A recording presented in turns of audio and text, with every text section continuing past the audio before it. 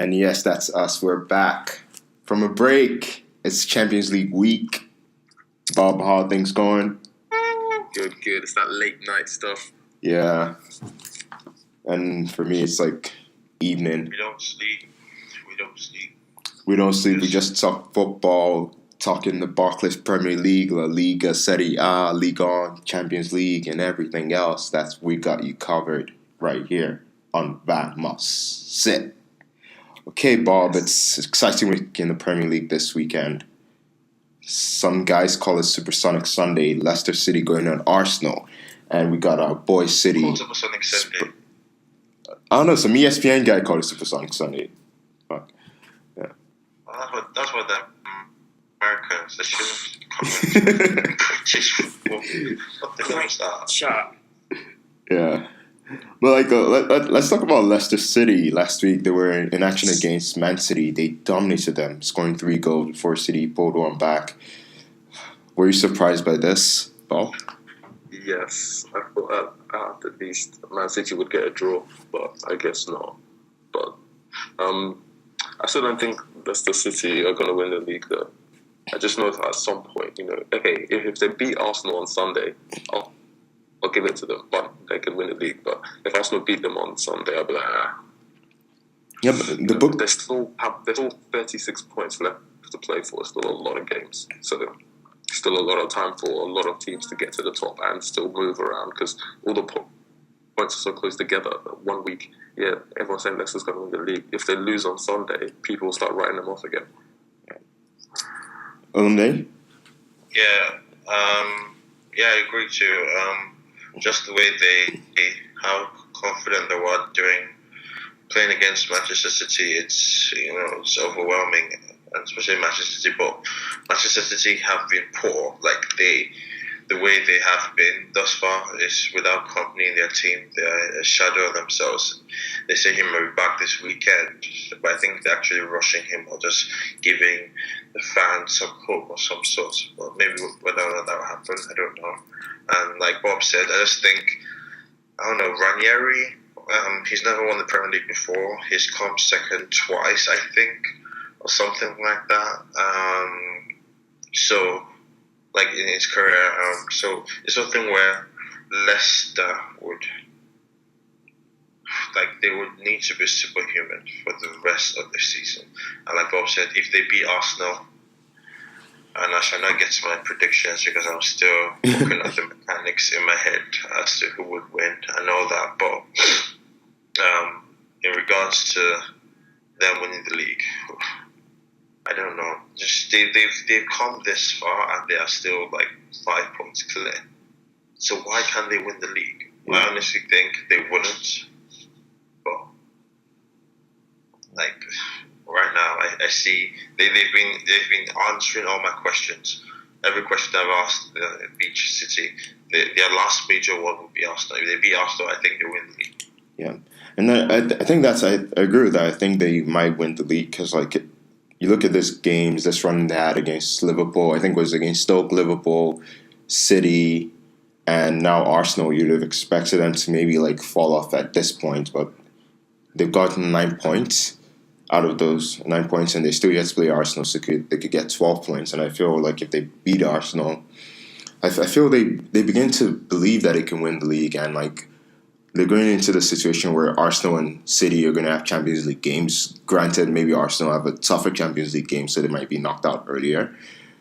And it's granted, yes. Yeah, and it's once you take those things into equation, maybe Leicester City, this is what they need to get. Maybe right now they have a 5-point advantage. Maybe get an 8-point advantage. Then they have a buffer, and they seem to be playing without fear. They seem to be playing like a team that's mid-table, and they're far away from relegation, and they know they're not going to get relegated. But the reality is they're on top of the Premier League, and if they keep on playing like that way, I feel yes they can win the league. Yeah, but this weekend's game is going to be absolutely crucial. And Arsenal, they're going into this weekend from a poor run, besides their Bournemouth game. And how do you expect Arsenal to perform under the pressure and the playing style of Leicester City? I think Arsenal, they have in the first 10, 15 minutes, they have to come out and dominate. If they come out and Leicester start playing well straight from the start, I think the Arsenal players will crumble. But if they can get a goal like the first 10, 15 minutes, then I think from there on they can probably win the game. So I'd probably say the first 10, 15 minutes are probably going to make or break Arsenal's season. Yeah. And Olumide, how do you think Arsene Wenger tried to set up to avoid getting caught out by Vardy, Mahrez, and Okazaki? Well, I think Coquelin is closer to fitness. I don't know if he'll start the whole game, or I honestly think Giroud shouldn't play that game. Why? He should have Walker up front because they don't necessarily play high line, but at the same time they have Huth and Morgan who aren't exactly the quickest or centre back pairing, but they are strong in the air. So we have to rely on our movement on and off the ball. So we need pace in behind and ability, like at least to run in behind. Well, Walker hasn't perfected his keeping knots, like he's keeping himself from being offside every time. But defensive wise, I think midfield now, Coquelin really I think Mertesacker again shouldn't play because that does be a recipe for disaster. So Gabriel and Koscielny should stay. And I think in many ways, Arsenal's player of the season has been Nacho Monreal in left back. He has been the most consistent player on Arsenal's squad this whole season. I haven't seen anyone more consistent. It's frightening when I think you should think how shit he should be or something like that. And Gibbs as well. Gibbs can't even get time in the team anymore unless we're playing the FA Cup games or something. He can't get time in the team. Monreal really is shutting him out. Yeah, and also going to Arsenal on a more high level. Arsenal, we're talking about Leicester City winning the league, but Arsenal are one of the teams that in a weak, I would say weak Premier League, but in a tighter Premier League where the big teams haven't stepped up, where United and Chelsea are out by default, and it doesn't look like City is going to take this title by the scruff of the neck. Why isn't Arsenal having a more commanding lead? Why aren't they at least on the same points as Leicester? They lack the mentality. It happens, like people always say, this kind of stuff happens every single year with Arsenal. And they always just seem to crumble when it matters and then bring it back up just for top four. They don't have players they don't have a strong enough core in that team of players who are actually hungry enough to win the Premier League and to bring up all the other players' confidences. I look at all the players on the starting 11 and I think of Sanchez. He's the only one who probably has that hunger to actually really win the league. The rest want to, but they don't really have the desire because you can see it. Times when they need someone to really pick themselves up, there's no real characters in that team, and I think that's why they still, all these years, haven't really signed any characters. Yeah. And is that a problem with Arsene Wenger, Olumide? Well, Arsene Wenger's one flaw, if I would say, is the fact that he believes too much. He trusts too much in his players. Really, when a person is playing badly, you should bench him. You should let them find the better tactic of to change something up. Why he would buy, Eleni, the only signing you get in a chance when you could potentially, this is as close as the Premier League has ever been in terms of the race to the finish and how close we are at the moment, and so much more key games to play that you have literally as your centre forwards. You have Welbeck, who is still on the injury bed. You have Walcott, who really is just hopeful of being a centre forward, and you have Giroud. Yes, he's been better this season, but as of late, his goals have dried up. Granted, he assisted also in the Bournemouth game, but his goal run has kind of come to stop. It was a time when he was scoring more or less every other game, but he's gone a couple of games now without scoring, and he was like, you know, I just Arsenal. Arsene Wenger has been too naive over the years. Signing Czech has been the signing, like, you think Ozil, I think Ozil was just a signing. Ozil and Sanchez were like signings to get the fans off their bikes. Like, okay, you think I never buy superstars? Like, there you go. No, I bought superstars from Real Madrid and Barcelona, or were superstars in some people's eyes. But Czech, really, like, you think about Czech and how much he's done for us thus far. Like, that, the key matchup in that game isn't actually the attacks or more of the defense. Is who can withstand the other team more. Because we both know, like the last game they had earlier this season, 5-3. Yeah. You know, so there were so many goals scored in that game. And imagine how Vardy scored the first and last goal in that game. So imagine in between how much has happened in that game. So it's just now Arsenal has Czech and stuff. They also, I think Czech has gotten more confident over the weeks. But yeah, this Arsenal has been naive, and it might cost him yet another season. Because we haven't said Tottenham. And there's a big chance the Spurs will finish ahead of Arsenal. But like before we move on to Spurs, since you brought them up, because they haven't already reached just unbeaten highest goals in the league at the moment. Sorry. Like before we get on Spurs, like let's just get predictions for this game and move on. Bob? 3-2. 3-2 to the Arsenal. to Arsenal. Olumide? Yeah. I'll probably say 2-1 Arsenal. 2-1 Arsenal. Okay, so I'm gonna go with 2-1 Leicester because I want to break the duck. And now City on Spurs. And Olumide, we're talking about Spurs, and now they've transformed themselves this season. They look like a top-class side.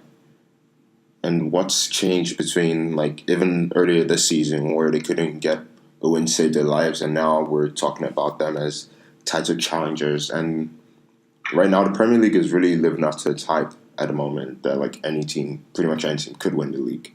I'll say that. Even though it hurts as a La Liga fan. It's one player really, Dele Alli. He has been a revelation. I literally haven't seen a better goal that he scored a couple of weeks ago, where he controlled it, knocked over a player, and then all in one swing. Like, it was just like as soon as he scored that, I was like, sit down. That's literally the first thing that came. Like, that was just so picture perfect, and it's scary because even in the last game that they won 1-0 against Watford, or was it 1-0 or 2-0? I think it was 1-0. Yeah, he came on to assist. Like, I have him in fantasy, it's glorious, but like he came on to assist, and it's just scary. He is how old? And like, I really think he should start for England this coming years and stuff. And he's just playing, has been scoring. He's always been there, that front man. But Dele Alli, he's such a revelation for them that it's quite. When you look at how dependent they are on him sometimes, it's quite frightening. Yeah. And how much of this is due to more of the manager? Because it's pretty much the same set of players that all the previous Spurs managers inherited after the Bale sale. And it looks like it's Pochettino is getting the best out of them. Bob, you want to take that? I feel like with them, they've kind of finally got a solid foundation. Even though Vertonghen is injured, I feel like him and Alderweireld are probably been the best centre-back pairing in the Premier League this season by a mile. And so from there on, they've got a solid base, which they probably haven't had for a long time. And also, besides that, in terms of attacking, they've got so many options now that they probably didn't have before in terms of depth. So, like, in terms of like having Son, Lamela, Chadley, Ali, Kane, all of them are on form. So every time they're rotating players, etc., it's still working because they're still playing well. So that kind of depth is kind of helping them. Yeah. For Ericsson as well. Yeah, Ericsson is absolutely amazing when he strikes a free kick. And let's look at the other side of it. It's Manchester City. Like, they haven't been doing as well as we thought they would do at the start of the season. And what's gone wrong there? And there are not rumors, like confirmation that Pep Guardiola is going to be there next season. Yeah, well, I think the first thing he's going to have to do is defensively. That's where they're worse off. Like, attacking-wise, they're fine. It's just defensively they're so bad. Yeah, he needs another. I think they just still have like two of their centre backs, like at the moment. Yeah, they should have gotten rid of Mangala last season. Sorry? They should have gotten rid of Mangala last season. I wonder why he's still there. Mangala. Who would have taken him? Valencia would just take him. Yeah, and as part of the Osmani deal, yeah. Well, I don't think there are any concrete values, but as well, like you think about teams, how dominant Yachiri has been for them last season and stuff. So Aguero would always get injured, but he would still get the goals for you. Well, Yachiri is so below par, and literally think of any other midfield. De Bruyne now he's injured at the moment. So, but there's this ridiculous stat that he hasn't scored away from the Etihad this season or something like that. So how can your marquee signing be so ineffective for you? He's assisted, but getting goals as well for someone in his position is also key. So I don't know. You think Manchester City have a big enough squad, but then if you actually look at it, it's just like now De Bruyne is injured. And sometimes he looks at the bench and who to bring on to inject, something different. And Silva was playing like against Leicester last week. Silva started well in the first half, but faded away like he was almost non-existent in the second half. So if something like that was to happen, like there was no impetus from the midfield at all, like for them. Yeah, and I'll say like for City, one of the things is that they've been so inconsistent. And I remember the two Champions League games I watched of them. Those were 2 games against Sevilla. At Manchester, they deserved to lose. But when it went to Seville, it was a top-class performance. They just dominated the game from start to finish. And I feel that's something about Pellegrini's City that Pep might change. But how do you see Pep doing in the Premier League? This will be his first stint in England. I think it'll be his hardest challenge yet. Because the Premier League is like no other league right now. It's so unpredictable and so it's like a roller coaster. And, each week you don't really know what you're going to expect. So I feel like for him to come and dominate this league, then after that, there needs to be the conversation about him being one of the best ever. Because to come and do it right now, the way the league is right now, and to do it quickly, I think will cement his place in that Hall of Fame. Yeah, and he's gonna have money to spend in the summer, like definitely. There'll be a bunch of players being cleared up. Yeah, and who might you see go? I'm not sure. What I see going? Kind of like the older players, sluggish. Maybe I feel like he'll like a player like Navas. I feel like he'll get a lot more out of Navas. Players like Yaya Toure, I think he'll probably have to be shipped off because he's kind of a bit past it now. Or I don't know if he's a Guardiola type of player anyway. Yeah, because Guardiola sold him and stayed at Barcelona. Yeah, exactly. So, we'll have to see. But yeah, I say players like Yaya Toure will probably go. Kolarov will probably go. Clichy, the left back position, even the right back position is quite thingy. And it looks like then defensively, I think defensively is where we'll see most of the changes. Yeah, you mentioned like most of the team, and in Europe, there are 3 big clubs there: Barca, Bayern, Real Madrid. Do you think with Pep Guardiola, City could occupy the 4th spot? I'm not saying City will win the Champions League, but like that 4th team that will consistently get into the semifinals with the 3 other big teams. it's possible, but yeah, I guess we'll just have to wait and see. Guardiola will be up. If Guardiola has any sort of kind of like bad season next season, he'll get absolutely slated, even though it's unfair. But he's one of those kind of managers that a lot of people are just waiting for him to fail. Yeah, like if he has. Go on.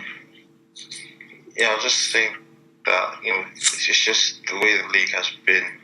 Manchester United couldn't get a win, more or less, and then 2016 comes Rooney scoring goals, and they think about how a different period, at least in Stoke, when they beat Chelsea, they beat Manchester United, they beat City, all almost like quick succession, like successive weeks, and now they can't buy a win, and how Crystal Palace were good, and now they can't, like they are poor on Watford as well. Like, you just think of how little things, just every week there is some sort of dynamic change that can alter the way it just either kills someone's momentum or just altogether just deflate it. And just that's the thing. Tottenham, they've been the most consistent in, like, say, the last 2 months. You would say 2-3 months. Team Tottenham has been the most consistent, and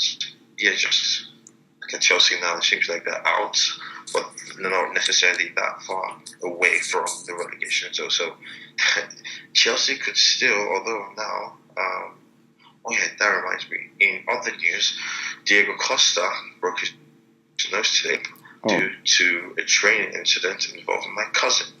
So this is me.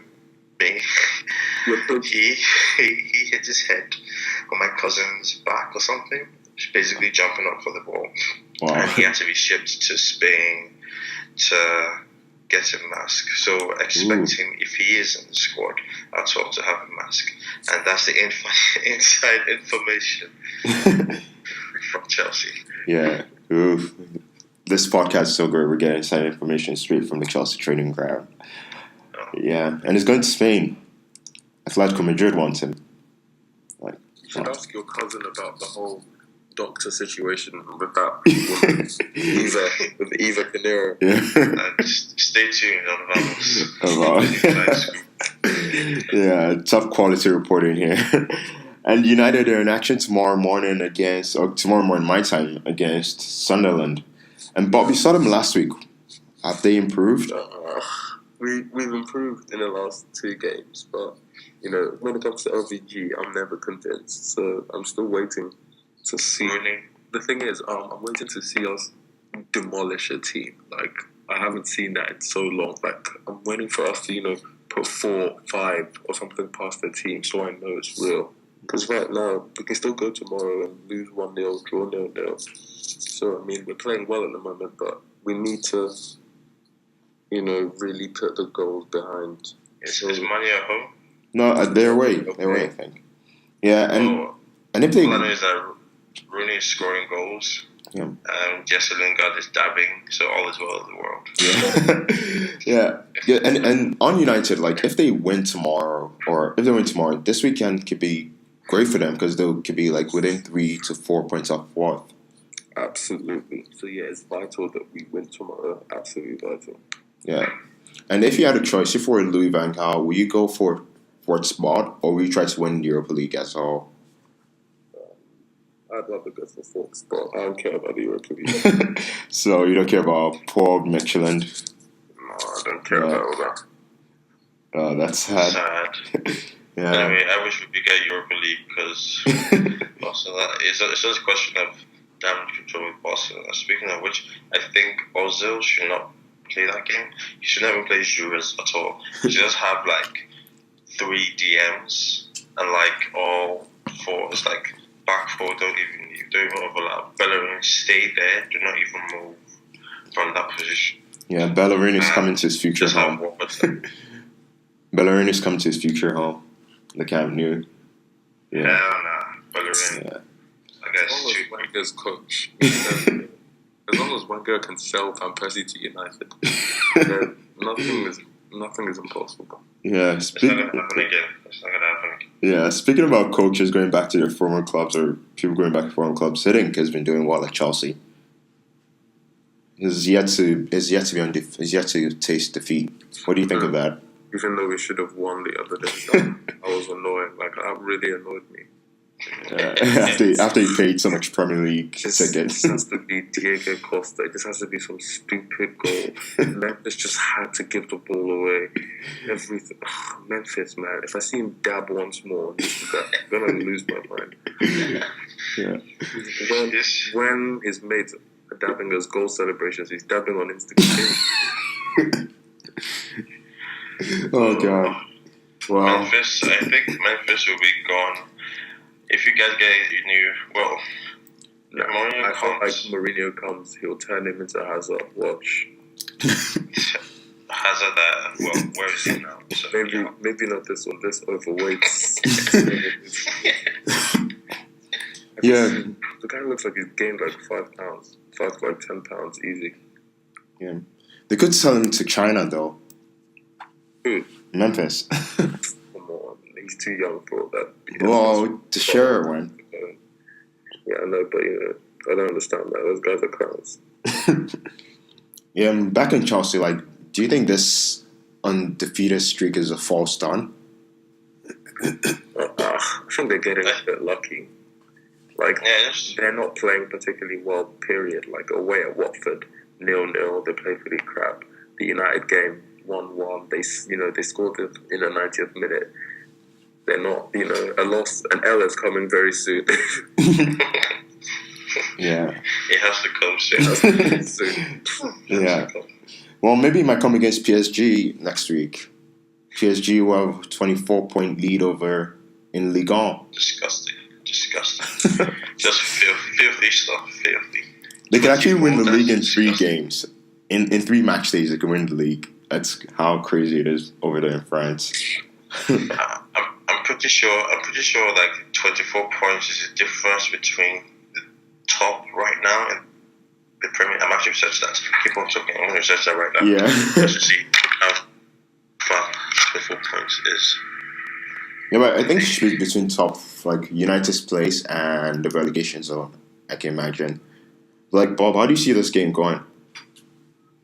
I know my money's in PSG to outrun Chelsea. I think PSG will probably beat them. Chelsea are in such bad form. I mean, they haven't really been in good form the entire season, so I can't really look past PSG. They're probably, attacking wise, Cavani, Ibrahimovic, Di Maria. They probably have a bit too much, Chelsea, home and away. Yeah. So 24 points separates Leicester at the moment from West Brom in 14th. Oh, wow, that's... Yeah. 14. And that's different than first and second. Just disgusting. And it could get worse. They could win the league in 3 match days. I keep on saying this. And, yeah, and let's move on to the big game of the weekend outside of the Premier League. That's Napoli-Juventus. Juventus have a 14-game winning streak. Napoli have an 8-game winning streak. Higuain. Gonzalo. It's a score. I'll probably say it's a score draw. Because Juventus have won, 12 league games? 14. League games in a row. That's a ridiculous record. But Napoli, those guys are scoring goals for fun. So, I can't say, I'd say a score draw. Yeah, and both of Morata. Yeah, and Higuain is on some crazy goal scoring this season. So, I'd probably say maybe a 2-2. 2-2, yeah, and both teams have separated themselves from the pack in Serie A. Like, remember when earlier in the season one was so tight, but now it's not. Like now, I think Napoli have a 9-point gap or 9-point lead over third place now, and you're beginning to see a gap there in Serie A. I bet. But if Napoli they can sustain it, do I think they can sustain it? I'll say for Juventus, I'll say yes, they can sustain it because of the sheer quality and the sheer power. For Napoli, I don't really think so. Like, Europa League is coming up, they're gonna have 2 tough games against Villarreal, and it's and I feel they'll knock out Villarreal. I feel they'll go far, and it's playing Europe and Serie A at the same time might be too much of a distraction. And in Italy, the culture is different from England, where like you're like, okay, screw the Europa League, we're going to focus on the league. But in Italy, like they want to win a title as well, so it might be hard for Napoli to play on both fronts. Yeah, for sure. Yeah, and this game is very vital for them. I feel if they can win this game, maybe they can give themselves that bump. So if they do fall down because of the Europa League, then they could recover easily. We're good mind games as well. Just to say we beat the champions and we can actually do this. That's how Leicester City felt. Yeah, and even like with Juve, they've just been like they're playing beautifully. Like last season, they were like hard working and stuff like that. But no, this season they're playing like attacking football with style, Dybala, Morata. It's really fun to watch. Yeah, I'm definitely gonna watch the game tomorrow night. Yeah, I think I'm gonna watch it while watching our mates Gary Neville fail. You still have the job. I don't understand. Yeah. Like he literally should be sacked tomorrow morning. Yeah. He should be sacked. We'll get on. I should be back at Sky by Monday. Yeah, we'll get on team. We want him to be talking about the good experience. We'll get on team later. Like next week is going to be another big clash between Spain and Italy. It's going to be Roma versus Real Madrid. And I'll talk about Zidane first. His first 5 games have been rather impressive. 13 points. He scored 16, conceded 3. Like, how is this a sign of what's to come, or is this just a false start, or just the quality of teams are playing? Yeah, they play trash teams. Especially Espanyol. Yeah, like they haven't played well. They haven't played good teams, so he can do as well as that now. But if he loses to Roma or something like that, then everyone that acts as if he's done nothing. Yeah. But to be honest, Perez will start looking at him like, better watch yourself. Yeah, I mean, they don't have a good record against Roma, but there's still no excuse. When you look at the both team sheets, there's no excuse. I mean, when one man probably costs a large amount to the whole team on the other side. It's just, I don't care if they have this Zeko and Salah. It's just, there's levels. Yeah, but Real Madrid, you look at them, like, at the Bernabeu, they're, like, impenetrable. But when they go away, they seem to struggle, especially in the game they had last weekend and 2 weeks ago against Betis and Granada, where in Granada they struggled. They got the win through a sublime Modric finish, but in Betis they weren't able to get the goal. The goal they scored was offside. And I look at that and I'm like, Roma actually have an opportunity here. If they can win at the Olympico and they can get like a 2-0 scoreline, which is no mean feat against Real Madrid, then maybe they can go to the Bernabeu with confidence and they can go through this time. I was actually hoping Arsenal would get Real Madrid and not Barcelona, because I think Arsenal have a better chance against Real Madrid. It's just, with those front three, I really don't know how. I think the only omen or the only good part of this is the fact that Messi hasn't scored against Czech. So I'm just going to split in the second. Yeah, he hasn't scored against Czech with Arsenal. Until it doesn't happen, and then we're all here talking about this next week and talking about how, oh my days, it didn't happen. Like Messi had an open net and literally just collapses with the ball or something. Yeah. But like onto Roma, Bob, like how can they set up against Zidane's team? Like where's the key for them? Because it looks like Bill's going to be out for the first leg at least, and Bill has been extremely vital to Real Madrid in the past couple of weeks. Yeah, I mean Ronaldo's you're starting to see his decline, I guess. But I'd probably say it's in midfield. I'll probably say if they can, keep the likes of Modric quiet, keep the likes of Isco if he's playing, or Cruz, if they can keep say mostly Modric, if they keep Modric quiet, then I think they have a good chance, because Ronaldo, let's see, in Champions League he's probably still going to have a good game, but if they can keep Modric quiet, then I feel like they can probably win the game. Yeah, and they have the players to do that. If he has one of his good games, then Roma are probably going to lose. Yeah. And Roma, they have the quality of players to do that with Nainggolan and Keita and Pjanic in midfield. So it'll be a good watch. I've already told you my prediction is going to be 2-0 at Olympico. And what do you think is going to be the scoreline of the first leg, Bob? 2-0? Yeah, 2-0. Roma don't score. Real Madrid don't I score. say Real Madrid will probably win like 3-1 or something. 3-1? I said 2-1 to Real Madrid. To Real Madrid, okay. And talking about teams in Spain, Barcelona have gone on a 29-game unbeaten streak, surpassing Pep Guardiola's record of 28 games in 2011. And Bob, which teams are, outside of Pep's team in 2011 and Luis Enrique's team in 2016, who's better? It's so annoying because obviously the front three is obviously far better now. Forget it. But The best. because individually they're all that good. Back in Pep, there was a bit more team. Messi was the main man, and the others were they were great players, but they weren't players of the caliber of like Neymar and Suarez. So I don't know, because then the other one had like Xavi, Iniesta in their prime. So defense.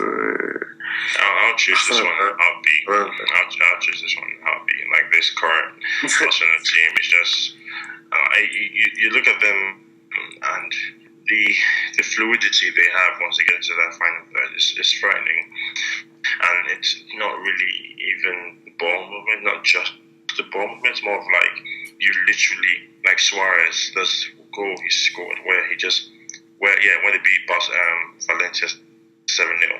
I think it was his fourth or his third, where he just let the ball run across his body. Like the defender wasn't tight enough, but Suarez didn't let him notice. He just opened his body up and then caught the keeper out of the near post, and that was his goal. Like he's too scary. Oh my days! Yeah, because he can score any type of goal. So he's not David Villa. Like Suarez is willing to scrap if he needs to. Yeah, but like I'll say the one part of Luis Enrique's team is that they feel very vulnerable when they're not on the front foot. They seem very even against Atletico Madrid in the first 30 minutes of that game, it looked like Atletico Madrid could have scored 2 or 3 goals, but eventually the quality came out. But so maybe Barcelona haven't faced a team yet that can take the chances to really hurt them. But I'll say they faced one in Celta Vigo, and the results weren't pretty. Yeah. But also the keeper saved them. Like they were. I remember one. What is it called? Guzman chance. Like he more or less just stabbed it in 6-yard box and Bravo made the save. So that's another thing that I'm fearful about.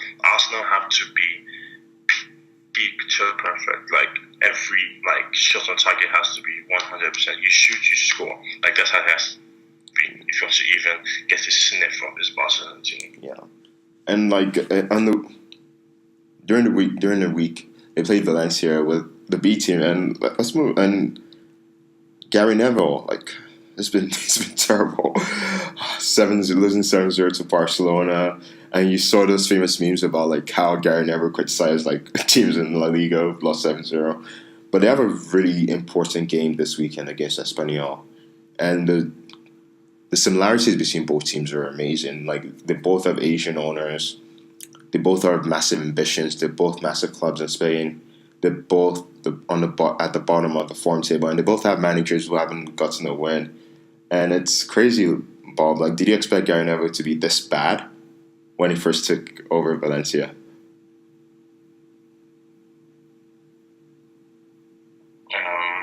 I'll take over him there. I didn't expect him. I don't really know much about coaching or being a manager, but he did talk like he knows what he's doing in terms of tactics. So, how much more is there to it? Other than the tactics and telling them what to do in a certain periods and how to nullify this defense or what can this person's weaknesses and stuff. So it's I didn't expect this, and It's just like in La Liga, no win. It's just he's got grey hairs definitely since it started since his job. Yeah, I know. Given this, like it looks like in some games it looks like he's been genuinely unlucky. But the thing is that when he first took over the job, like we all discussed it, like the owner gave him the job, so like eventually he was going to get criticized by the fans that like the only reason why you're here is because of the owner. And in terms of like some games, Negredo hasn't scored enough. But then like he's been getting criticized in England from like people like Hernan Crespo, who seem to be a bit jealous of his achievements.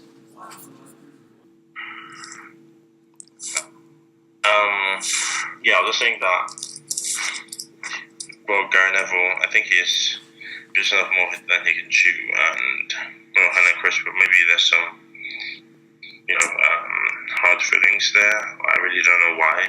Like I don't know the full story, but yeah. Because he criticized him because of like he was like the way Gary has been criticizing the managers. Like he's been very harsh on managers in England, and it's like he gets satisfaction from seeing Gary Neville fail at Valencia. That's just being petty. Think about it. All the other managers and stuff like that, they don't just stop playing football, become a pundit, and then wake up in the morning and one of the biggest clubs in Spain wants you to come and be their manager. Like, he's clearly bitten off more than he can chew. Like, so, to kind of bring him down because of that just seemed kind of like immature. Yeah. And it's just a bit much. Yeah. Like, if Hernan Crespo wanted to show that kind of thing, when he supports Neville, he then makes Neville look more stupid, because then Neville will find it hard in the future to then go back and start criticizing. So I don't really think that comment from Crespo was necessary. Yeah. And let's move on to the Chinese league. They've had some great signings recently. Those checkbooks ringing, that hotline bling. Jackson Martinez, Alex Teixeira, Ramirez, Lavezzi. Wow, like very soon we could start watching this Chinese league. Yeah, because it's just crazy. And I don't know why it all started. Like in the last few days of the transfer, like what happened? Like I'm guessing other players thought they were going to get better offers from other clubs and then didn't. So it's just kind of like a last minute offer. Yeah, because how could you get a better offer than 25 million for Ramirez? I guess. The hell I know. Is that? Not Chelsea steady balance in those books. Even like with David Luiz, I think it was a season ago, like £50 million. Yeah, like it's just crazy. Like but the players that really caught my eye was like Teixeira moving. Like I can understand Lavezzi, I can understand Ramirez. To some extent, I can understand Jackson, but like with Teixeira, that could be a game changer for. Yeah, because his career was supposed to take a life. Like this was supposed to be the time of his big move to a big club. Now it's just kind of like it's make or break for him. Because a year from now, no one might ever speak about him again. Yeah. But do you see them as a big threat to the other big European leagues? Like obviously the Premier League is going to have a massive deal. La Liga is going to have a smaller deal, but still quite a big increase. And other teams are getting more money. But like with the Chinese league, they're not regulated by FFP, so they could keep on spending as long as they. But like it's kind of like players, except from Teixeira being the only one. The rest of the players are kind of coming to the end of their careers and they're just trying to cash in. So I don't feel like it's a big issue in a sense because, other players, I doubt other players who are a bit younger, who still, haven't reached the peak of their careers, would move to China right now. So it's fine. Yeah, but I guess one thing is that we fundamentally miss out that like these footballers, they're like human beings like us, and they have to make bread somehow. Mm-hmm. Yeah, exactly. So it's got to be done. Football is still a business at times. So, and before we leave, a word on Benfica versus Zenit. Benfica, they were in action today. They lost to Porto. Do you see them taking on Zenit? It's one of those games where it's the two teams that to league, it's one of those games where there really isn't a favourite. So it's just a matter of, both teams, one of the teams is still in the game by the time they get to the second leg, because if one of them crumbles in the first leg and gets beaten by 3 or 4 goals, and the leg is over. But I think it'll be close. Like, by the end of 2 legs, it'll probably be like 1 or 2 goal difference between the teams. Yeah, I'm going for Zenit in this one. Yeah, Zenit, just because I think they're just so strong at home. They hold that advantage over Benfica, because Benfica were beating at home against Porto. So, yeah. Yeah, and I also think Zenit probably have a bit more experience as well. Yeah. Yeah. But doesn't the Russian league finish at some point? Oh yeah, like they're like in an extended winter break. So Zenit will play Benfica before they play any other Russian team. Yeah, exactly. So I think that'll have a massive impact as well, because it might not be necessarily match fit. Sure. But then again, these teams, they tend to play friendlies, like indoor friendlies or behind the scenes friendlies. They played one against Valencia last year. And so, that's how I knew about it. But so maybe that might keep them match fit. Who knows? Yeah, I guess. Yeah. And that's it for us on this week. We've spoken about so many different leagues, even leagues in Asia. We've gotten top quality reporting right from the Chelsea training ground. Yep. Yeah. A reliable source. very, very reliable source. So with Bob, Livy, and I, we say adios and vamos.